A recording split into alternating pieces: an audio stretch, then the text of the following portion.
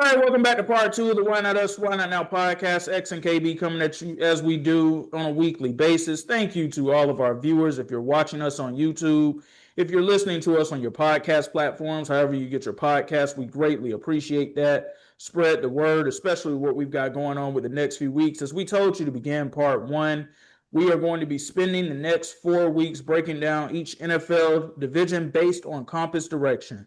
So today we've got the North for you this week. Started off with the AFC in part one, and now we've got the NFC, and we got a special guest to help us break it down. She is an NFC North extraordinaire, especially when it comes down to the Green Bay Packers and her love she has for that team. I don't know if she's going to like what I got to say about them too much, but she's here. Everybody welcome Ellie Davis back to the show. She is back for her second appearance on the Why Not Us, Why Not Now podcast. Ellie, thanks for joining us. Thanks for having me. I'll be honest, I don't think you're ready for what I have to say about the Packers. Say okay. It sounds like we got an unbiased fan here, KB, and I'll take that any day of the week. Oh, yeah, absolutely. And to be honest with you, us diving into the North is kind of funny because we got to start out in Chicago talking about the Chicago Bears. And, obviously the deal that everyone was talking about was the DJ Moore deal. That was the deal that caught major headlines. And I think that what we have to think about is we saw a lot of great things from the Chicago Bears. We saw the comeback that they had in the playoffs. So it is a lot to be optimistic about going into next season, especially I think that they kind of retained most of the core roster that they had. Now that's going to open up more opportunities with DJ Moore gone. It's going to open up more opportunities for Roma Duzier, Luther Burden. I think that those guys, Colston Loveland, those guys are going to have, more opportunity to eat and, get the, basically the reps that they weren't getting because they had a clear number one in DJ Moore. Now those guys are going to step more into a more featured role. I'll say that. I think that with Ben Johnson going now, he has kind of figured out what type of team he wants to be, what kind of offense he wants to be. Caleb Williams, we saw elite last year that, many people were saying this is what you invested the number one pick in. This is what the guy that you got. This is going to be your quarterback of the future. I think he's going to take even more of a leap. I think Ben Johnson, they pretty much got it under control down there. I think that right now it's going to be more of a – this is honestly one of the best divisions in football because I do think that like the top of the pecking order is still going to be, until it's all said and done, it's going to still be Green Bay, still going to be Chicago. Then you have the Vikings, who are a question mark, obviously, because of the quarterback situation.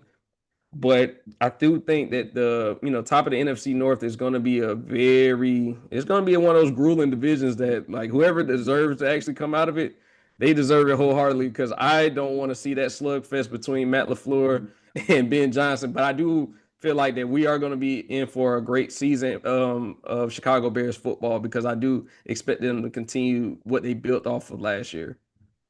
The biggest move to me that I'm paying attention to was the acquisition and free agency of being able to sign Kobe Bryant away from the Seattle Seahawks. He comes in fresh off of a Super Bowl season with them, adding him to that secondary. After they lost Brisker, I thought that was a big loss, but if you can replace him in there with a guy like Kobe Bryant, I think that that's going to do big things for them. We're waiting to see if Devin Bush can become the Devin Bush that we thought he was going to be coming out of Michigan. Has that ship sailed, or do you still have hope that it can happen?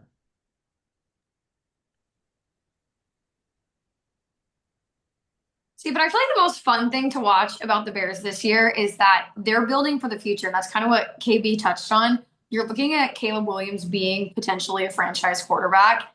And I like that. I think a lot of teams are afraid to draft because they think that they have to get players that are already out there and dominant. But I think you start young and then you look towards the future and maybe you take a rebuilding year, but the Bears didn't even have to do that. And the best part about the entirety of the NFC North in general, they're the only division last year that every single team went over 500.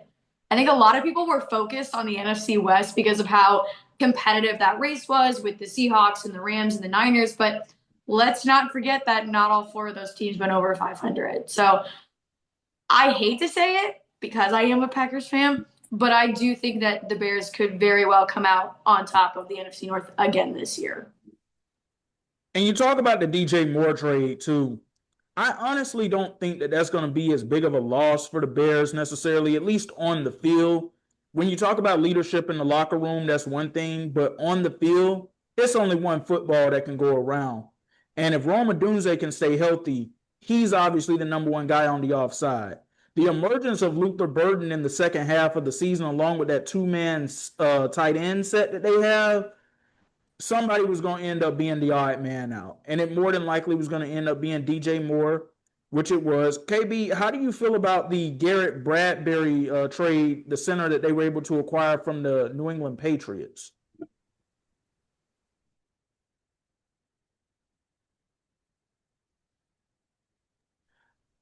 Sorry about that. I think I like the move. I think that anytime you can add any type of veteran leadership that can help protect Caleb Williams and protect your future, I think that you make that deal any day of the week. I think that it was more so we talked about how they were like you talked about the Devin Bush deal as well.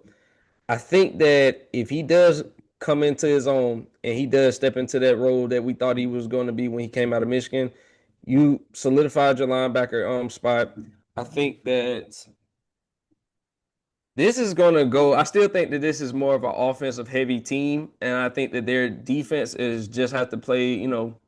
They have to just complement the offense. I think that they are one of those teams that they're going to be more so known for their offense, and rightfully so. I think Caleb Williams is going to be one of those guys that's going to be an MVP candidate for years and years going forward.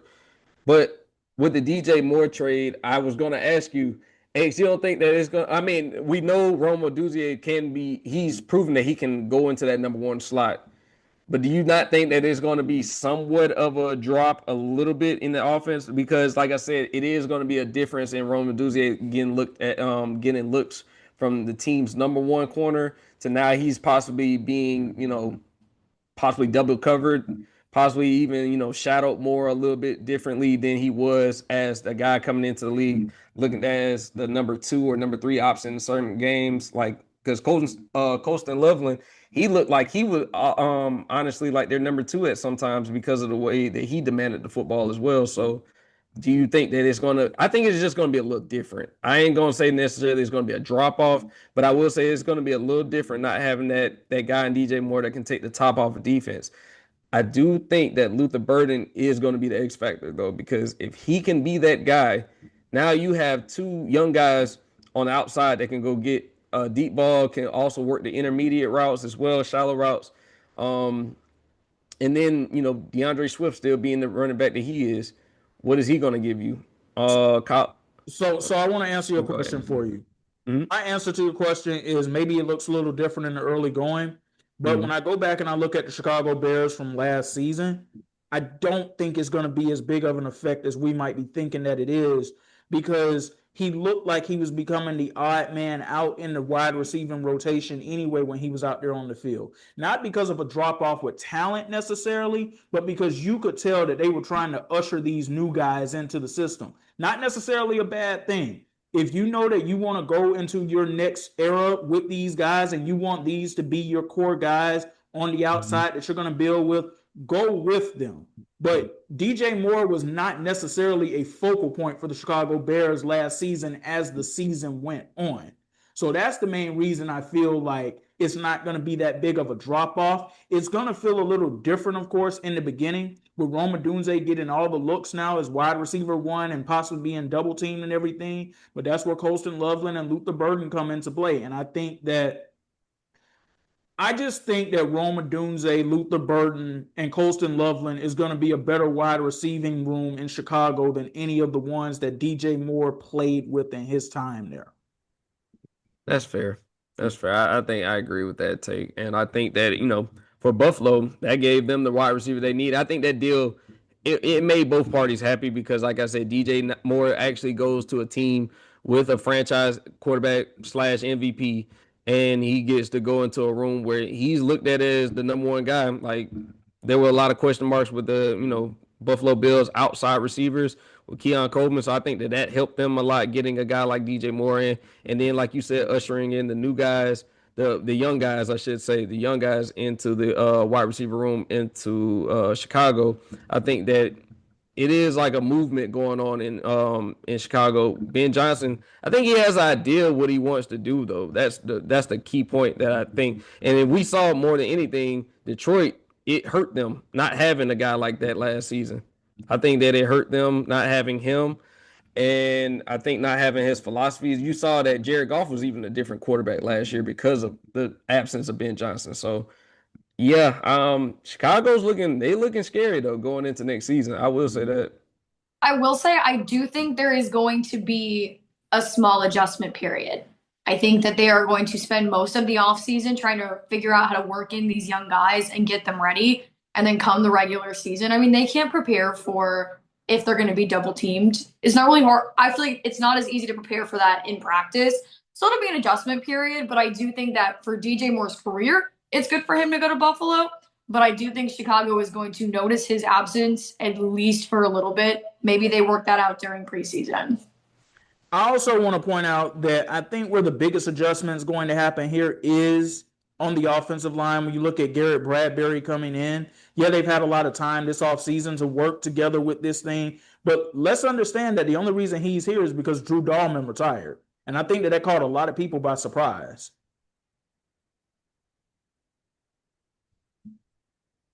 I think that's valid, but I think it's kind of the way of the world. You can't just continue to fixate on certain players. I mean, new ones are going to come up. Your veteran leadership is going to walk away, and you have to be ready to invest in your young guys and push towards the future. And that's exactly what I think Ben Johnson is doing. I think he came in as a man on a mission, and he said, we're going to be great and we're going to run. And look at the evolution of Caleb Williams. I mean, since he entered the league, I think it was a rough adjustment period. I mean, normally your number one draft pick, they come in, they transition. And the biggest question is, how well are you going to transition from college to NFL? And I think it either goes one way or the other. You either excel rapidly or it is a severe fall from grace. And I think for Caleb Williams, he needed to figure out what kind of guy he was going to be. And now he's looking towards franchise quarterback. And I think it's incredibly impressive how well they turned it all around with Ben Johnson. Especially when you look at what happened in his rookie year there with Matt Eberflus and how disastrous that looked at times. And there's pressure on Caleb Williams anyway to excel as a quarterback in Chicago, because I know in my lifetime, I had never seen a quarterback with the Chicago Bears do what he did last season. There are longtime NFL fans who've been watching this game for decades upon decades upon decades who tell you they didn't even see McMahon play that way. Jim McMahon, the quarterback who helped lead them to the Super Bowl 20. Jay Cutler, the talent was there, but the results were not produced. Rex Grossman was the quarterback that helped get them to a Super Bowl in 2006, but we give a lot of that credit to Brian Urlacher and that hellacious defense that they had and that offensive weapon that is and was Devin Hester. So I'm with you guys. I have big expectations for the Chicago Bears, but I also have pretty big expectations this year for one of their division rivals, and that would be the Detroit Lions. They are coming off of a season where they missed the playoffs last year. The season before that, they were 15-2, excuse me, number one seed in the NFC, but they went home in their first playoff game, losing to the Washington Commanders in the divisional round. I think part of that is because there was probably a lot of noise in the building with what's Aaron Glenn going to do, what's Ben Johnson going to do. And I think it was pretty much known around league circles. These guys are leaving to become head coaches elsewhere. And I know that there are going to be folks out there who are going to say, well, these folks are professionals. That stuff shouldn't end up being distraction. No, if you're about to mess up the foundation of the home, that stuff can be a distraction. And Washington was just really hot coming into that playoff game anyway. But they made a change of offensive coordinator this offseason. Jared Goff is still there. And yes, as KB said, it was different for him last year with Ben Johnson not being there. He still put up really good numbers. Amon-Ra St. Brown is still there. Jameson Williams is still there. Jahmyr Gibbs is running back one for certain. I think that is key going into this year. And then you bring in Isaiah Pacheco, who He was not what we necessarily thought he was going to be in Kansas City, but we know that that's not what he's going to Detroit to be. He is literally going there to be a third down back, and that's all they really need him to be. I'm curious though, KB, and what's going to happen with this defense going forward in Detroit. Are they going to go back to looking like a healthy Detroit Lions defense from 2024, or are those days over with? Because at times last season, it looked like they had the potential to still be that, but it fell off. And maybe part of the reason it fell off is because they were on the field entirely too much too. But I don't know. We'll see what ends up happening there. But my upside is higher for Detroit going into this year than it was last year for certain.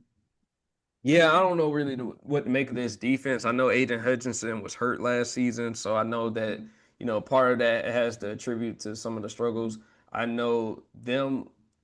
I think they really do got to find out what their defensive identity is going to be, what type of team they're going to be going forward. Because that really was the side of the ball that they struggled on mostly. I didn't think offense was going to be more so a focal point because I knew that they had enough talent on that offense side to figure everything out. I think that, with Jahmyr Gibbs, especially this year, it's going to be more him stepping into this is my team. This is my role as RB1. So I think that, the only thing that's going to come into question with him is will his durability hold up? Because we know that times like with him being able to do the running back by committee with David Montgomery, they were able to hold up pretty well because they weren't getting worn down with all the touches. Like, Jahmyr Gibbs, even though we knew he was the number one guy always, is definitely on a higher level now because of the fact that he doesn't have a comparable back behind him. Pacheco, like you said, is more going to be in the third down packages, more of a pass catching, for his pass catching ability more than anything else. Want to see if Jameson Williams can keep, his evolution as being a deep down the field, like deep threat receiver. Amon-Ra, we know him being pretty much everything you can ask for, a type of wide receiver. So I think that it's going to be one of those things that they have to find their defensive identity. Aaron Glenn, he gave them identity. Once he left, it was kind of like they didn't know what type of defense they wanted to be, whether they were going to be a team that blitzes heavy, whether they were going to be a team that played zone defense. It was kind of like all over the place. So them being on the field didn't help matters for especially when they were going against some of these high-powered offenses, even in their own division. So it's going to be different this year. I think hopefully with Aiden Hutchinson coming with a little bit something to prove with him being hurt last year, I think now it's going to be where they can prove a lot of people wrong. Like they are still the cream of the crop in that division. They can prove a lot of people wrong and hopefully get back into the NFC title picture. Also, Ellie, do you think Aiden Hutchinson gets back into the conversation this year of being where he was headed in terms of being in there with Max Crosby, Myles Garrett, and now you have to add Will Anderson Jr. from Houston into that mix as guys that you could say on any given day are the best overall pass rusher in the NFL? Is it controversial for me to say no? That's kind of the way that I look at it. I think he was heading in a very steady pace last season, but I do think an injury starts to slow you down, especially as you get older. It's like, how do you fit into this team? I think there's a possibility, but I think I'm going to lean more towards no. Also, I have to ask the question to the both of you because we know that the Lions have been in the news recently for things that were out of the organization's control, with Terrion Arnold getting arrested in Tampa, off the field issues that happened there. Now, they did release him from the team, and honestly, I think that was the right thing for them to do, not just necessarily because of what the alleged crime was that was committed, but you got what would have honestly been a distraction out of the locker room. To me, it shows a direction going forward with them that they are no nonsense and they're not going to tolerate certain things, and anything that they feel is a distraction, they're going to eliminate. KB, when you saw them make this move early last week when it took place, them releasing Terrion Arnold, how did it make you view the Lions organization going forward? Because we usually see NFL teams stick by their guys. Yeah, I mean, basically, like, no nonsense, like, certain things won't be tolerated, and you got that distraction pretty much out of there because it would have been something that would have been looming. We know he's not, like, the superstar player that's, like, you're hitching your wagon on, but at the same time, it's one of your young guys that you invested in. So it's like you want to kind of move off of that because he's facing some serious charges.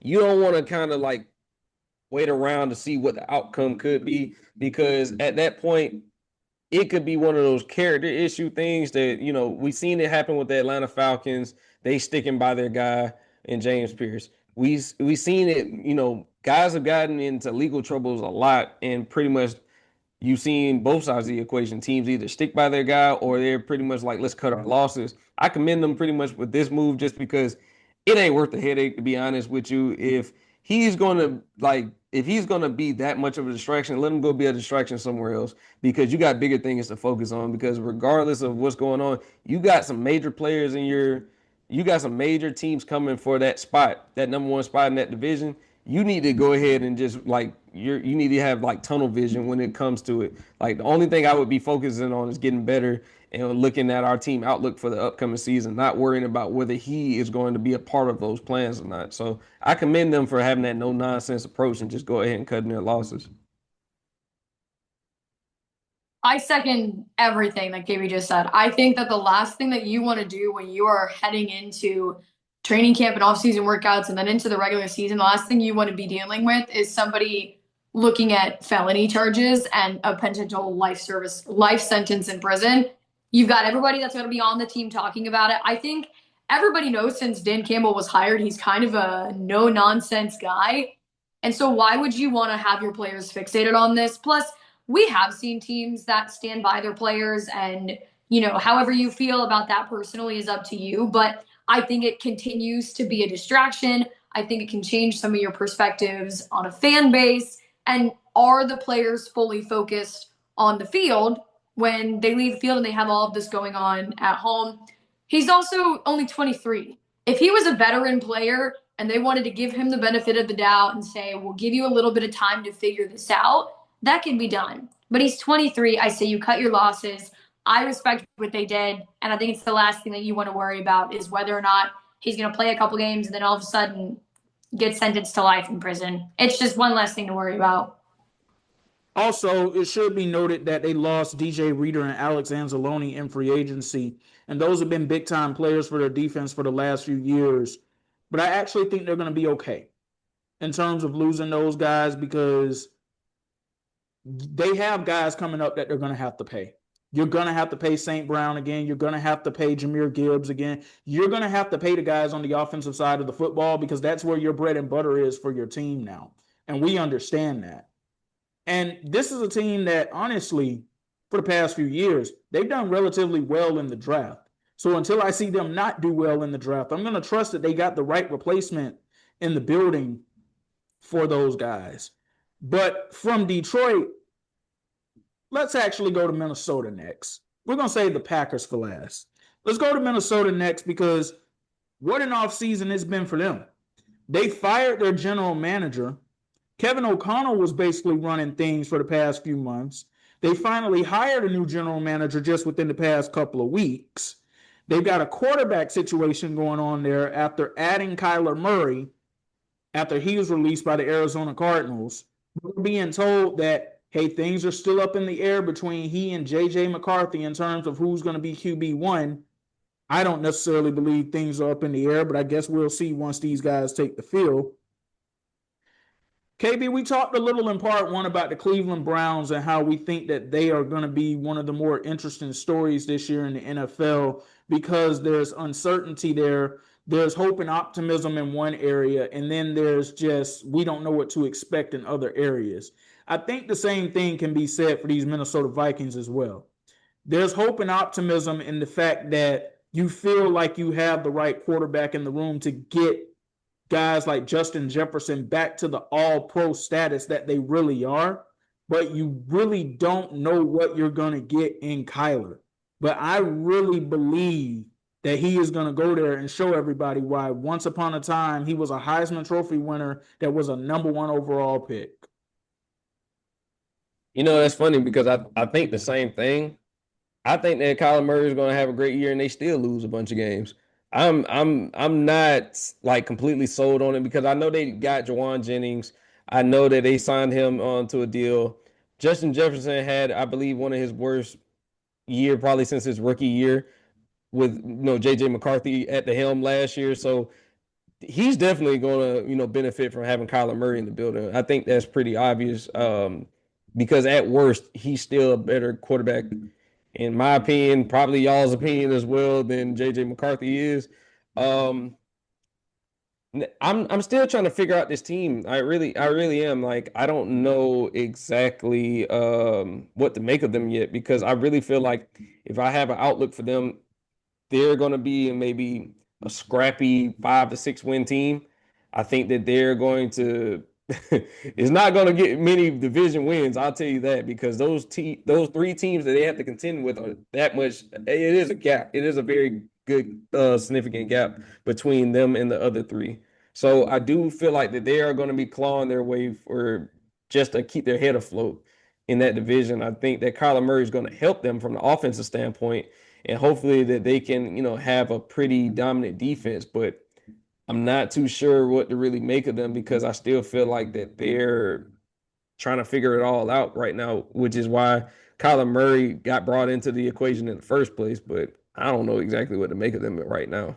So before Ellie goes on this, you do realize that this team went 9-8 last season with arguably a top 3 worst quarterback room in the NFL, right? I understand all of that, and be honest with you, I think that this is going to be one of those things where it may not necessarily be your fault. It just may be the luck of the draw. I think that the Chicago Bears, Detroit Lions, and Chicago Bears, Detroit Lions, and the Green Bay Packers are all just significantly better from top to bottom. I just think they're a better team. Now, the only one that I could say is just not like that much better would be because of the defense of the Detroit Lions, but offensively they cleared them. So if you're talking about where they stack up in this division, I know that they were a 9-win team, but I just don't see that for them going forward, because I do feel like there are certain teams in the NFC that got significantly better. So I do feel like they're going to finish last in that division just off of the strength of the talent doesn't add up to the rest of those teams. Well, we got our first surprise of the show, because that's not the answer I was expecting to get from you in terms of that. Here's the thing that I think they have going for them that I think honestly also works in their favor too. And I want Ellie to chime in after this. There is stability on the coaching staff. Kevin O'Connell and Brian Flores running the defense. I think that that's a big deal. I think that the NFC North is tough. It is a tough division to be in. And I mean, yeah, they finished over 500, but I think we kind of watched this slow train wreck. And it didn't seem like there was any consistency. And to operate without a general manager for 5 months almost is chaotic. And I do agree with KB. I think Justin Jefferson had a tough season last year. But I also just think it's kind of like the layout of the team. I do think Kyler Murray has good weapons on both sides of the ball, but I think with the right leadership, the right plan, he can rise to the occasion, but it could be tough. And you mentioned how, yeah, he's a Heisman winner, but look at how long it took for Baker Mayfield to adjust as he came out of college. Now he's kind of succeeding in Tampa, but it took a little while. It took a little bit of bouncing around. So I think Kevin O'Connell and Brian Flores are going to knock it down. I don't know if it's going to be this season, though. I think they're really, really, really going to struggle in the North. Maybe I just have too much hope and optimism for Kyler Murray and what I believe he's going to have for this season. I honestly believe that this could be a sneaky wild card type of team this year for the NFC play. I honestly believe that. Let me ask you something, X. Do you think that Kyler Murray has somewhat of a 2021 season where he was lighting it up in Arizona with DeAndre Hopkins? Do you think that he could have that similar effect with Justin Jefferson? I do, especially with Kevin O'Connell being there as the head coach. Fair enough. You got it. You got it. I'm not saying I think that it's just because, like I said, I'm not saying it is going to be tough. Elliot pretty much said it. It's going to be a tough out for them because of the fact that unless Kyler Murray has that type of season, I'm not sure what I'm going to get with him either, because I think that he's just going to be that much significantly better than JJ McCarthy. I think that JJ is pretty much they pretty much got kind of grown tired of him. So I think that it's going to be Kyler's show as long as Kyler allows it to be his show. But I think that they're well coached. So I'm gonna give them a fighting chance. I'm gonna give them a fighting chance. I think Kevin O'Connell is a great coach. I think Todd Bowles a great coordinator. So I'm gonna give them a fighting chance. And I'm sorry, did I say Todd Bowles? You did. I did. I'm sorry about that. Sorry about that. Not Todd People in Bowles. Tampa probably wish you were right about that right now, though. They're not big fans of Nah, him. y'all good. Y'all good. He stayed. Let him stay down there. Let him stay down there. But I think that they're going to be well coached. I think that they're going to, have a decent year. But that still may not culminate in a winning record. I still think that they're going to be on the outside looking in as far as the playoff picture goes. Brother, you said they would have 5 to 6 wins. That is not a decent year. Not for that team, not for that head coach, not for that talent that they have. You just said like last segment that the Cleveland Browns was going to be one of the most interesting 6-win teams out there. Yes, but I didn't say it would be decent. Hey, decent given what you're working with. I mean, like your talent construction, like your roster construction is not like the best in the division. So it's like might be decent for you, might not be decent overall though. Here's my question. Have we seen all there is to see from JJ McCarthy? I feel like I have watched a lot of podcasts that have said, "Oh, who's going to be the starting quarterback?" Is that a question? It's interesting because I kind of feel like we've seen all there is to see. I don't think he made the college to NFL transition that I was talking about. I kind of waited for him to have that Caleb Williams moment of, "Oh, it clicked. I got it all figured out." I don't think he has it all figured out. Yeah, but at the bench. At any point at Michigan, did you actually view him as an NFL quarterback? Or did you more so view him as a quarterback that was surrounded by a great situation? Yes. Yes. Here's the thing, though. I think there are very few players that can be on a team that is a fantastic team and then go take that somewhere else to a team that might not have the same weapons and have a similar setup. I think we saw that with Tom Brady when he left New England and then went to Tampa. He said, "If I can win a bunch of Super Bowls here, watch me do the same thing in Tampa and show you that it wasn't just the team and it wasn't Belichick." I really liked watching JJ McCarthy in college. I don't stand behind he was just a good guy on a great team. I think he was great. I just don't think he can hang in the pros. But I don't necessarily think he was covered up by a bunch of really good weapons. I think he's great. I don't think he's NFL caliber, unfortunately. So is it safe to say that he's AJ McCarron then, basically? Pretty much. It's unfortunate. I wanted him to succeed, and it's not going to happen, I don't think. Do you guys remember after week 1, the comeback? Everybody was like, 9, calling them 9. I was like, I say, I don't think y'all waiting to see what the real JJ McCarthy showed his hand in week 2 when the Falcons defense completely swarmed him out. Like that was the most defensive oriented game plan I've seen in a while when it came to a rookie quarterback, just because he had a lot of people singing his praises after week 1. The comeback, well deserved. He got his praise. But after that, you kind of seen like this is one of the things I think about when I think about J.J. McCarthy. Great in college. He was, the leader of a great football team. But it was like when I watched him, he was good, but he never like wowed me as like this guy's like generational talent that you would have to go out there and invest a top 15 pick in. I never saw that. Like even when we talk about guys that we saw in college that we like, they kind of came into their own. Like Pat Mahomes, you saw some talent. You saw a lot of arm talent with him. You saw it was not like JJ McCarthy. I saw a lot of things that were like off the charts measurables, like that were like I need a team to go out there and like steal him away because he is like the diamond in the rough of the draft. I never got that from him.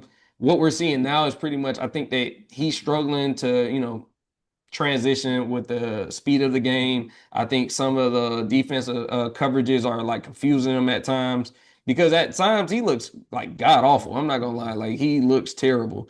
And that's why I say Kyler Murray to be a better quarterback than him in this upcoming season. It's not like that's like low hanging fruit. Like I don't think Kyler Murray even has to get to the 2021 version that was like an MVP candidate. I think he just has to be serviceable. Like that's all Kyler Murray has to be, and he pretty much to me has already solidified himself as QB1. So that's pretty much done. I don't need to see any more of JJ McCarthy. Yeah, right but now. here's why I feel like Kyler has to get back to the 2021 version of himself, or at least show that next season.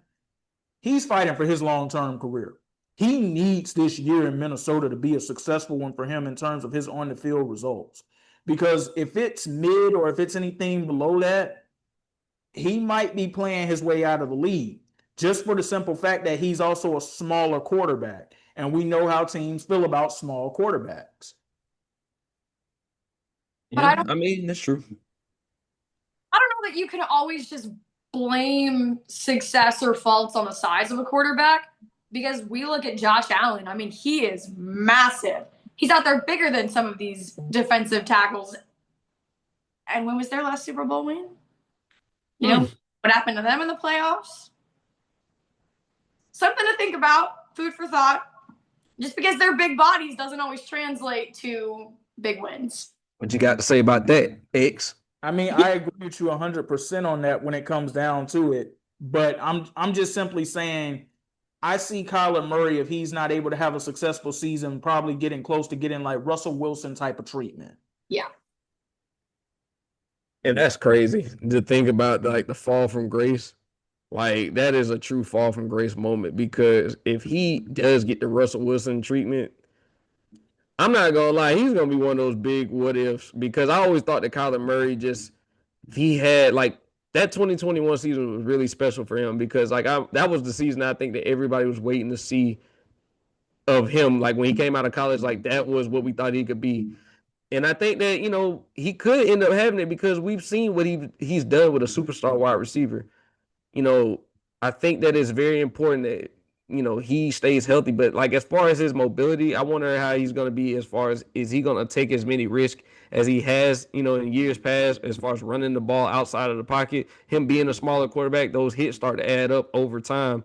So I just want to know if he doesn't have a great season, and this does end up feeling like his last opportunity to be a starting level quarterback in the league, because like I said, there's not like it's going to be teams clawing at the door just to get him, because he had a market out there when he was let go by the Arizona Cardinals, but it wasn't like the biggest market out there where teams were just like, we have to get him in the building.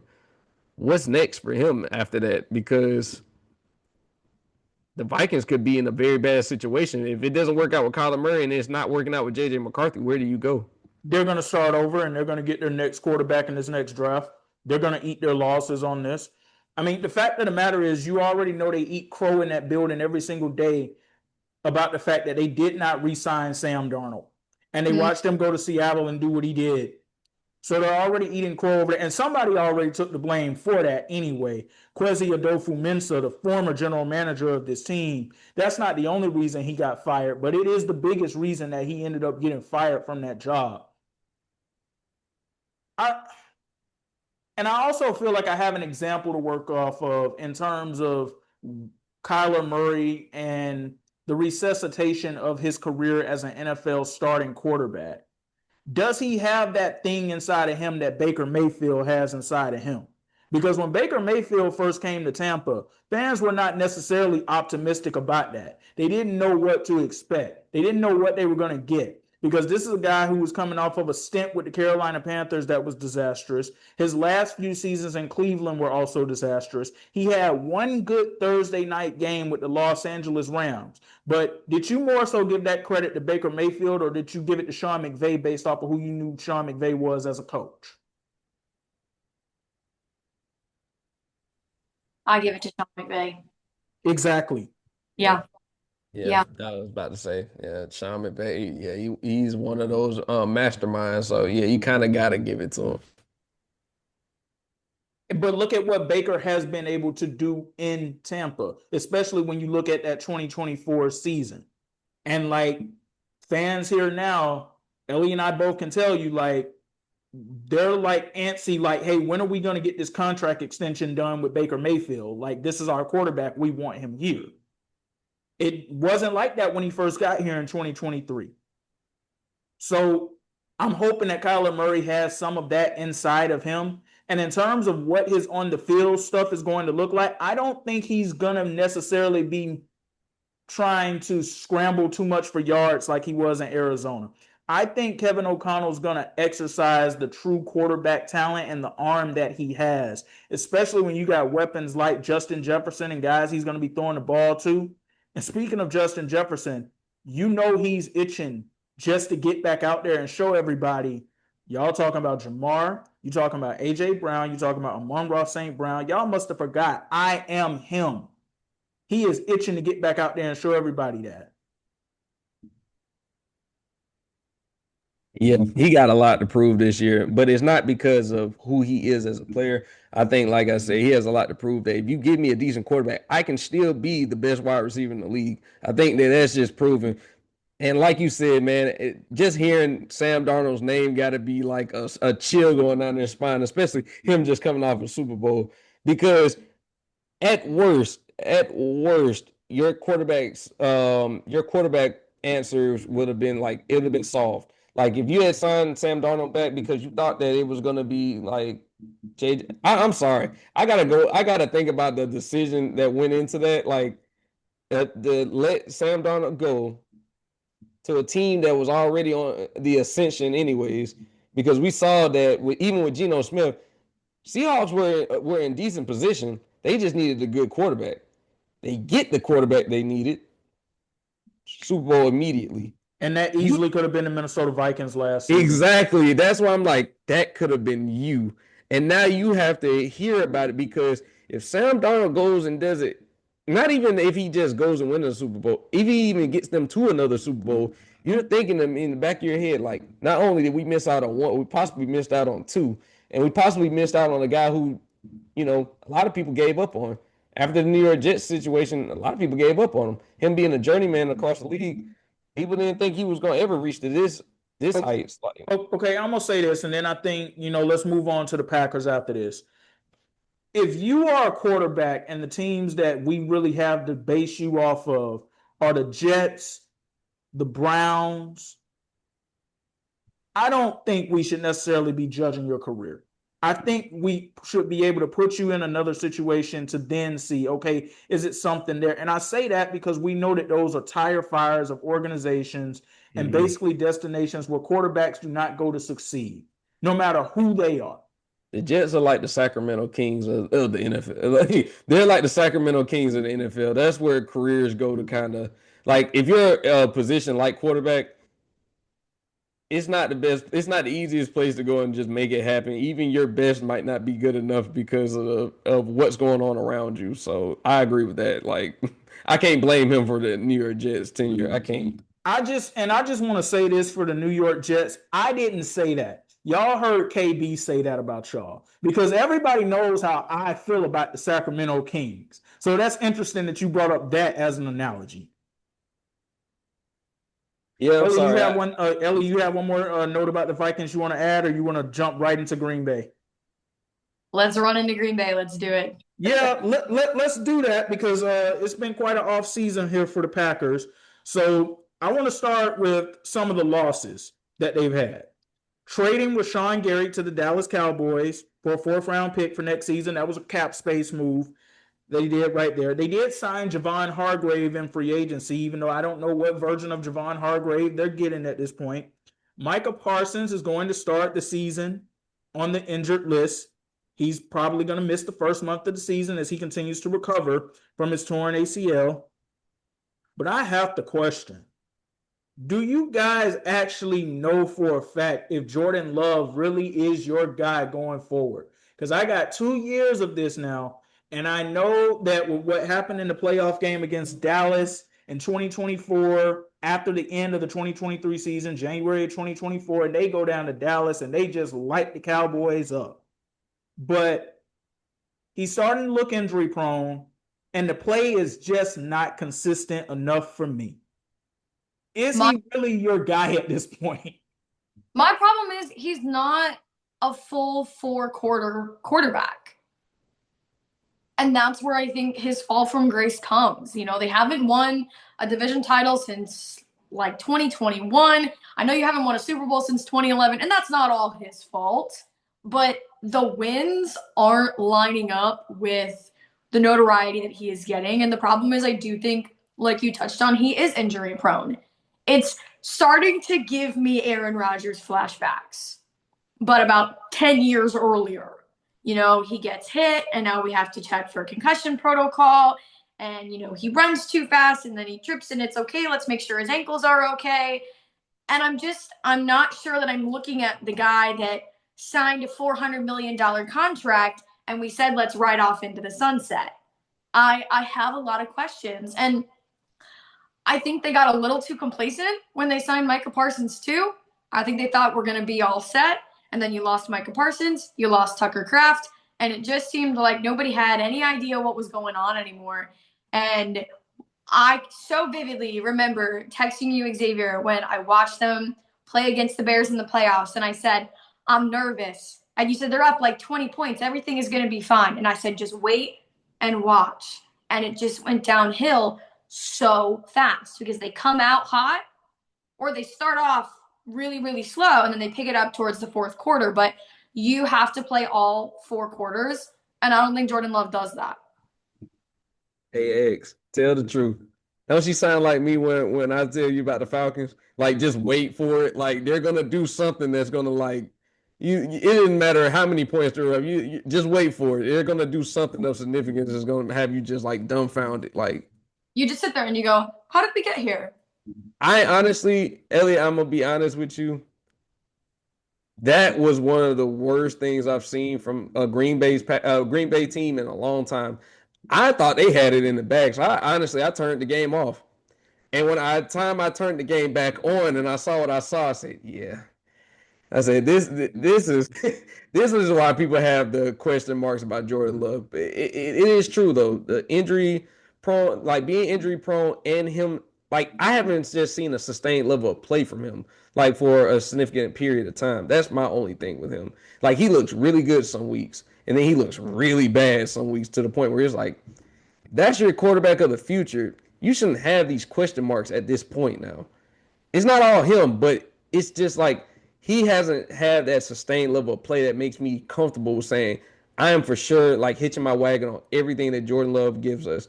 And that's the reason why I feel like that no matter getting Michael Parsons, that was great, but he is crazy to say that the X factor is the quarterback, but it really is. He is the X factor for that team. They go as he goes. And until I see that sustained level of play where he could look like a MVP candidate, I'm not comfortable to say that he is the Packers quarterback of the future because I don't know. So here's the thing about it too, y'all. Most teams would take what Jordan Love is. Here's the problem. This is the Green Bay Packers. And you talk about Brett Favre, Aaron Rodgers, and of course the conversation was, and now they've got Jordan Love. Well, here's the problem with that. By the time Brett Favre was in year 3 as the Packers starting quarterback, he was a league MVP and leading them to an NFC championship. Year 4, they won the Super Bowl.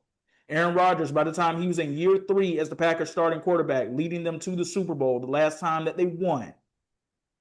Jordan Love doesn't seem like he's headed anywhere close to that type of trajectory, unfortunately. And I always thought that he would, and I'm starting to think we're regressing. He came out hot, and I think it was tough to follow in Aaron Rodgers' shoes. But I also think we spent so much of the second half of the season wondering if they were going to fire Matt LaFleur. And you know that doesn't help a team build stability. If half of the press conferences are, do you think you're going to lose your job today? But I don't know how you can lose 5 games in a row and not wonder, what is the problem here? What are we going to do? You blow an 18-point lead in the playoffs. You lose 5 straight games, which is crazy because when they beat Chicago before Micah Parsons got injured, they really popped off. I mean, I think everybody thought, we're saved. It's going to be fine. It's not fine. It didn't look fine for the next 5 weeks. And they didn't fire Matt LaFleur. And honestly, I think they should have. I don't know if that's controversial. I would have kicked him to the curb, and I would have hired Kevin Stefanski. But is that based off of results or just based off of the fact that the organization and Matt LaFleur probably just needed a fresh start? Both. I think the front office, I've always thought that they tend to not draft well. And this year we got a new kicker, so I'm happy about that. But there's problems. There's fundamental problems, and I think it starts at the top. And I think that they should have fired Matt LaFleur. So let me ask you this, especially you being the Packers fan here. When it does come to Jordan Love and his development, though, there is one thing that I think has hurt him along the way. I don't think he's had an established wide receiver one. Dobbs didn't turn out to be that guy for him. Christian Watson's been injured off and on. It looked like he could be the guy. I don't know. The guy that I was the most hopeful for, and I still am, is Michael Golden. But I don't know if that was the reason they traded Dontavian Wicks to the Philadelphia Eagles or not, because they also have that belief in Michael Golden. They gave Jaden Reed a contract extension this offseason. Out of everybody in your wide receiver room, do you see any of those guys emerging as a wide receiver one for him? Because if he gets a true wide receiver one out of any of those guys, maybe that's something that could help take his game to the next level. I do see Golden coming out on top personally, but I do think that it's hard because you don't establish any patterns. I mean, you need consistency in terms of who you're throwing to, but I also think a team can't be just one receiver and one quarterback. I think the Packers got really lucky for a really long time having that dynamic duo of Jordy Nelson and Aaron Rodgers, Randall Cobb and Aaron Rodgers, Devontae Adams and Aaron Rodgers. They just had a couple players that they could just consistently depend on, and it was like magic. And I don't think Jordan Love has that, but I don't know whose fault that is. Do you need to get used to throwing to several different receivers and just figure it out? Or do you need that one guy that you can count on? And if you do you have it? So I can merge as it does. I can make an argument that you have the guy, or at least it looked like you had the guy. We'll have to see what he is coming off of injury. I think Tucker Kraft could be his number one guy that he goes to, but that's not a wide receiver. That's a tight end. I'm sorry, Ellie. I was just gonna say that injury was so significant because Tucker Kraft was rolling throughout his season, and it was also, we see a lot of quarterbacks using that tight end as like a safety blanket, because we saw Tucker Kraft being used similar to what Sam Laporta is being used in Detroit. He's not a wide receiver, but he can run wide receiver routes. He's getting the same type of usage as those wide receivers, so it was almost like a tight end that was being put into like a wide receiver spot as far as usage goes. So I do think that he ended up, I will give Jordan Love some type of little slack, because he did have injuries to a lot of key positions. Like the Christian Watson injury didn't help. Tucker Kraft definitely didn't help. And so when those two guys are out, you lose a big significant amount of like deep play threats. Tucker Kraft being the versatile tight end that he was, it hurt a lot. So I will say that was, very significant in, how they went. But that still didn't, there's no excuse for how they ended last season, but it did play a part into like their struggles on the offensive side. Yeah, I agree with that 100%. I think they got really lucky in the way they were able to utilize Tucker Kraft. And I think after he went down, and then you add Christian Watson, and then you add Micah Parsons into the mix, I think they just kind of looked at the playoffs and said, if we make it, great, we'll probably save our head coach's job. But I personally did not see them faring well in the playoffs. I think they made it by a very, very, very slim margin. And they got lucky that just other NFC divisions were so poor. I mean, when it came to like the North and the West, that's really all we expected to see in the playoffs, at least in my opinion. Forget the other divisions at this point. But I think injury prone, yes. But do you have to learn to adjust at the same time? Yes. I want to ask you about your defense here really quickly. When Michael comes back and let's say everybody's healthy, an older Javon Hargrave, but he's still there as your defensive tackle. You get Zaire Franklin from the Indianapolis Colts. That's a linebacker that you get to plug in. basically putting him in that Rashawn Gary type spot, almost, I would say. And you have a steady secondary. They're not one of the best in the league, but they are steady. Does that give you any hope for where things could possibly go in 2026? Yes and no. It's tough because I feel like we are really seeing more action on a lot of teams' defenses than we are on the offense, in my opinion. And the problem was, I feel like the defense never spent enough time out on the field. It seemed like the Packers' biggest problem was their defense kept going back out there and they were exhausted. They just absolutely ran them because the offense couldn't stay on the field either. So, yes and no, which I know is not the best answer in the world, but I think it's going to take some time. I hate to say they're in a rebuilding year, but something tells me that with all these players coming back from injuries, that's what they're going to need. I mean, it very well could be this way. Before we give our predictions for the NFC North, I do want to go back to KB's question that he asked me, because he asked me, does what you said about being nervous about the Packers playoff and that game against the Bears, does that not remind me so much of what he says about the Falcons and how they make him nervous? KB, I'm sorry, but you say this about all of your favorite teams from Atlanta. They all make you nervous, unfortunately. I mean, I got PTSD to an extent, like, but am I lying though? Like, it is kind of like one of those things where I watch every Falcons game, no matter what the lead is, especially if they get a lead early, I know it's only a matter of time. Like, unless it's 21-0 with like 2 minutes left. And even then, I'm still kind of like, I've seen this story before. I don't take any win for granted. So yeah, like it's funny, but it ain't funny at the same time. It's really like watching a horror film in like real life. Like if you know anything about Atlanta sports, we've been cursed for a long time, and we still got that curse even with the Braves winning. We still have a curse over our heads, and so I'm gonna be optimistic about everything, and I'm gonna question everything until I see the Falcons holding up that Lombardi Trophy. I'm not saying anything. There is no win that's secure. Nothing. Not even a 28-point lead. I mean, that's fair. And just so everybody knows, this PTSD didn't start with 28-3. This started with the NFC Championship game 4 years prior to that. Yeah, you better know it. 2012, I still got nightmares about that game because that was the team I really felt like could have actually went and challenged the Baltimore Ravens. I thought that they had a chance with that offense. They could have beat them. But then again, I saw it say same thing in 2016. So I don't know. I don't know. But who am I to? Well, hopefully they're able to turn the page going into 2026 and they can put those nightmarish days behind them. We'll see. All right, so Ellie, we'll start with you. What are your predictions for the NFC North? Who do you have winning this division? I never thought this was going to come out of my mouth. I would like to put my money on the Chicago Bears. KB? Yeah, Chicago. I got Chicago as well.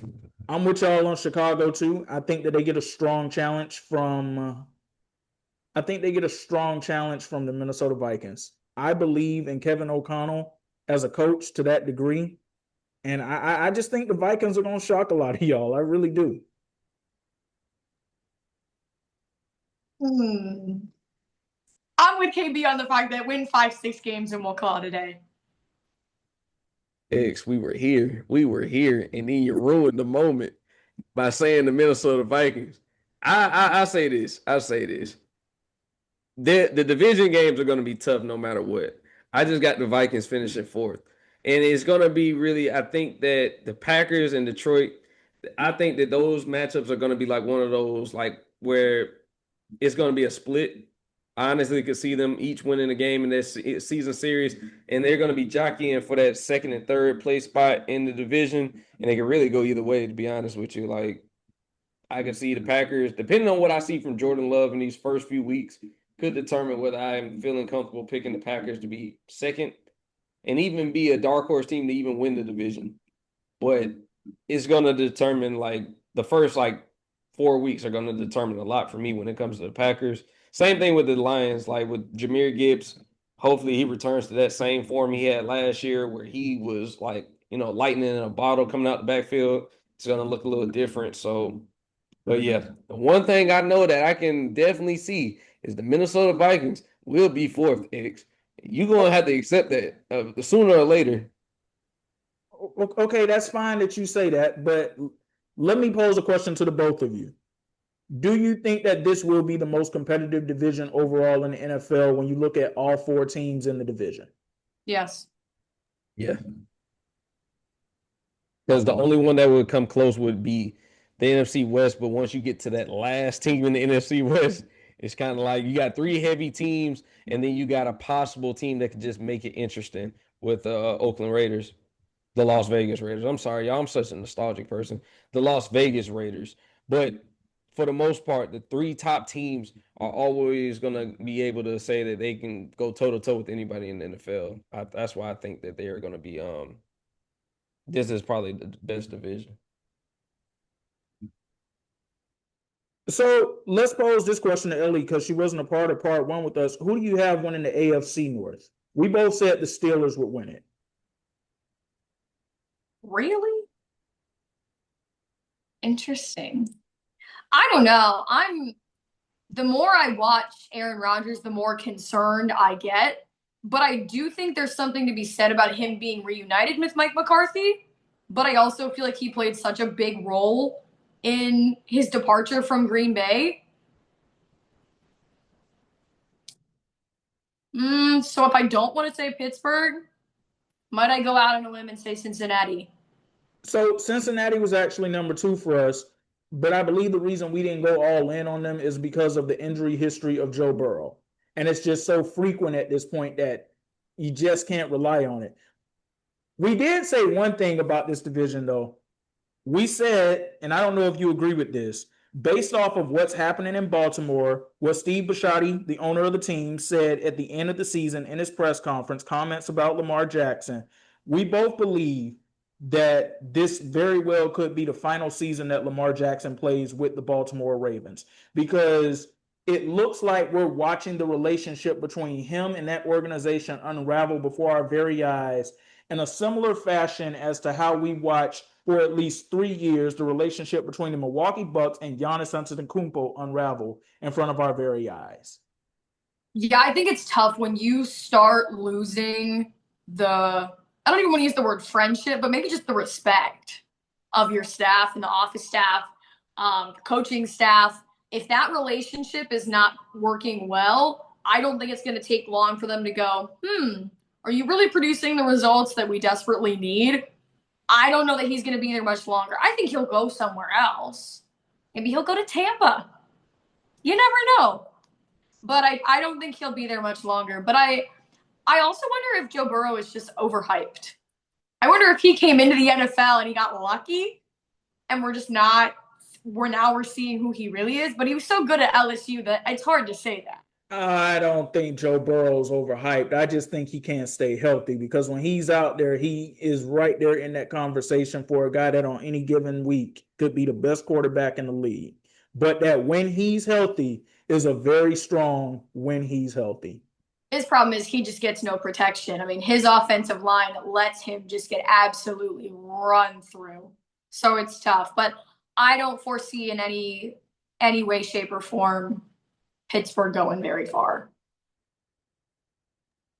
Oh, yeah. We didn't necessarily say they go very far. We said they win the division, and I said 10-7 record. 10-7? Yeah. Yeah. I mean, I think when you're in a division that's really not all that competitive, maybe it's not all that hard to win. So maybe they do win it, but I don't think they win it by some big margin. All right, well, there you go, guys. We've got the North wrapped up. We'll be back with another division next week. We're going to keep you guys on your toes, keep you guessing on where we're going next direction-wise. But thank you to Ellie for joining the show tonight. We know that you're very busy. You have a lot on your plate, and you and I personally have had to sit through a lot of meetings this week, so I appreciate you making the time. Oh, my gosh, of course. KB, you got any final notes? Nah, thank you, Ellie, for coming on the show. You kept X in line with that terrible take on the Minnesota Vikings. I'm really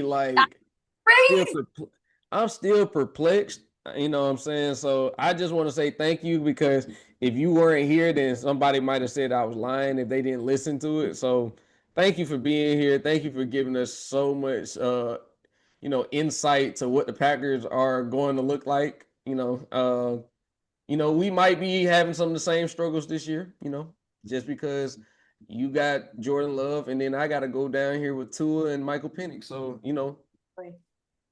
hey, we might laugh at it later, but we're going to cry about it all at the same time. So it's all good. It's all good. Of course. Happy to be here. I had a lot of fun. All right. For Ellie and KB, I'm X. We're all saying peace. We'll see you guys next week.